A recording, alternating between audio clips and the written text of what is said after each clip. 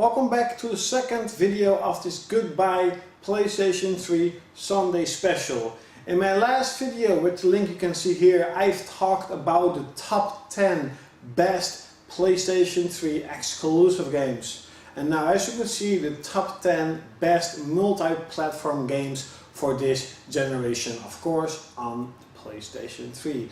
At number 10, we start off with Skyrim. This is more of a puzzle/sim type of game. It's from Japan, from the developers of the Persona series. So expect a really weird, wacky, but good storyline with some really cool graphics. I really enjoyed this game, even though I did play it on easy and I did check out on YouTube the last couple of levels because I was absolutely stuck and it was pretty annoying. I'm not really good at puzzle games, so yeah, but it's a great game. On number 9, we have the game that's actually what a Devil May Cry game should have been, and that is Billneta. I really like the character of Billneta, this over-sexualized witch type of girl, that her clothing is actually her hair, and when she does the climax, the super attacks, she actually is pretty much naked. No, you don't see her really naked, but you see a lot of parts about her.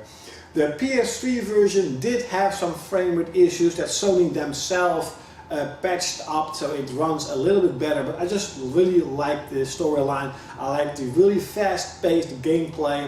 On number 8, we have a Japanese RPG that's original Xbox 360 game and then ported over Star Ocean: The Last Hope International.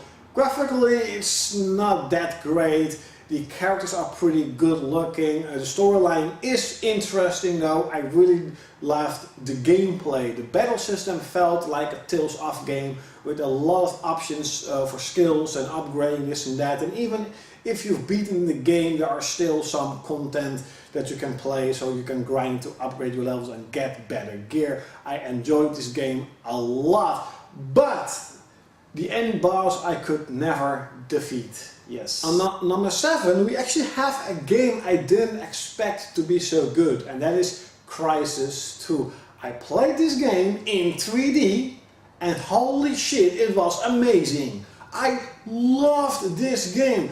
This game actually had a chance of beating Killzone 2, both graphically and also how it just plays. It plays really fluid, it plays really interesting. The storyline is absolutely interesting. I love the final part where the American army is trying to fight against the alien invaders. That was absolutely epic. Definitely in 3D.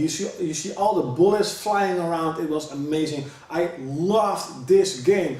I didn't expect it at all. I was thinking all the time that Crysis is just a standard shooter. It still is a pretty standard shooter, but it is a darn good one. On number 6, we also have a first-person shooter, but it tries to do things a little bit different, and that is Borderlands 2.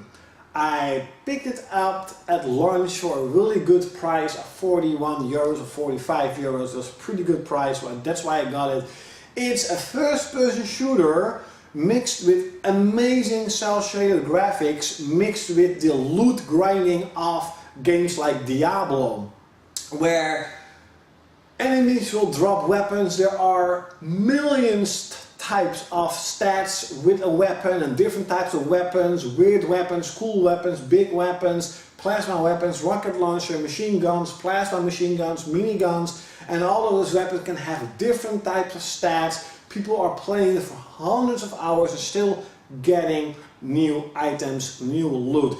If there is a first-person shooter that actually has content and replay value to it, it is Borderlands 2. On number 5, we have a really big story-driven game, a really emotional game in my opinion, and that is Enslaved from the developers of Heavenly Sword. Sure, it has some frame rate issues on the PS3. I'm not sure with the Xbox 360. It may be a little bit repetitive when you're facing the end, but again, just like on The Last of Us, the connection between the two characters are amazing. You see them hating each other, then falling in love with each other is just amazing. I love the connection. I love the world it's set in, this post-apocalyptic world. The ending may be a really bit weird at the beginning, but if you've seen the ending a couple of times, when you've played the game for the second time, you will kind of understand where it all goes to, and it's just a fantastic journey. It's one of those games that not a lot of people actually played, but they should have played it. On number 4, we have a game I didn't expect to be that good, and that is Dead Space. I went into Dead Space because there wasn't any other games and I wanted to buy a new game, and I'm like, I've been hearing some good things about it. I played the game and holy shit, this game is creepy. This game creeped me out. I was so scared of this game that I actually didn't play it anymore in the evening and in the night, what I was pretty much doing, because I was scared. And it's kind of weird, because I'm just, like I said, I'm a really emotional guy. I get scared pretty fast, not real scared, but you know, if someone like this do this, and then I get scared. So it's really funny that, and this game was so good, it actually scared me, because Resident Evil scared me when I was a kid, and nowadays it's just shooting garbage. This also has a lot of shooting in it, but I think because the controls aren't really spot on fluid, that makes the game a little bit more scared. Also, the ammunition, you kind of are definitely in the hardest difficult. You don't have that much ammunition. You don't have powerful rocket launchers and this and that. You do get a machine gun, and when I have a machine gun, I just shoot everything. It's kind of fun. It has some crafting in it where you can actually create health bottles, something like that, and you can create ammunition, you can upgrade your weapons, upgrade your armor, get new armor, so it is really cool. It has a good replay value. I absolutely loved Dead Space. Dead Space 2 also get mentioned here. It's also a good game. Dead Space 3, no, they fucked up. On number 3 we have the only fighting game in this top 10, and that is Blazblue. This is Blazblue Continuum Shift Extend, pretty much the newest, up to next year, the other one. But it has more characters, more moves, balanced everything out gameplay wise. Graphically this game is amazing. It's like an HD cartoon coming to life, more like an anime coming to life. It has a big storyline, a lot of interesting characters. This game took the spot of best fighting game ever from Guilty Gear, even though Guilty Gear is making a comeback for the next generation of consoles. On number 2 we have the only open world game, and that's of course Skyrim. And I have to say, I don't have Grand Theft Auto 5 just yet.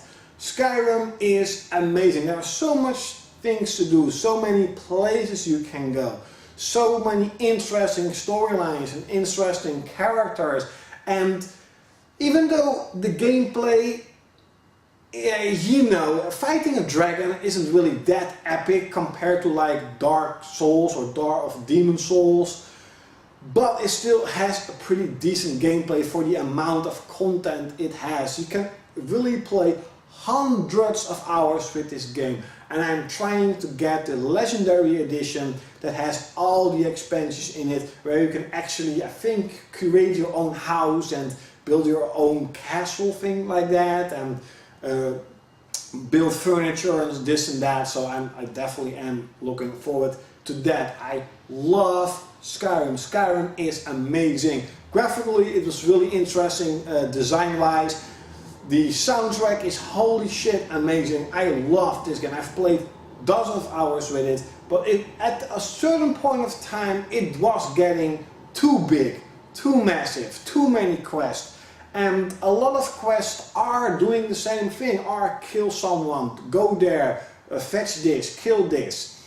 But if you want value for your money, then Skyrim is definitely one of the biggest games content wise you can get. And number 1, if you know me, you pretty much already know it, it's Dark Souls, the spiritual successor multi-platform game from Demon Souls. It's bigger, it's better, it has more weapons, more environments, bigger environments. It feels more like an open world than a couple of areas where you have to warp to, like with Demon Souls. This is more open, you don't really have loading screens all the time, you don't have to warp somewhere else. They're more like shortcuts you can go to. You have to do certain things that will unlock another big area. I loved this game, absolutely love this game.